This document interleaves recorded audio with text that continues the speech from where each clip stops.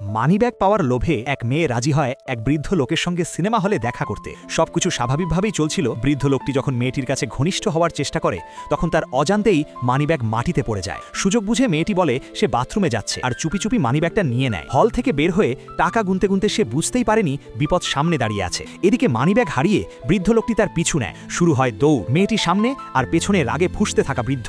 দুজন পৌঁছে যায় লিফটের সামনে। মানিব্যাগ নিয়ে শুরু হয় টানা হেঁচড়া। আর ঠিক তখনই ঘটে দুর্ঘটনা।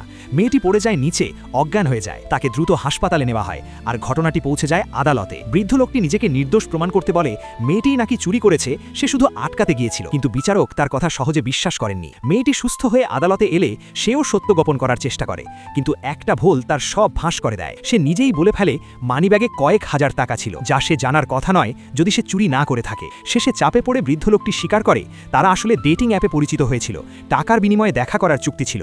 সবচেয়ে চমকপ্রদ বিষয়, এই বৃদ্ধ লোকটাই আগে একজন আইনজীবী ছিল। আইন জেনেও আইন ভাঙার শাস্তি শেষ পর্যন্ত তাকেই ভোগ করতে হলো।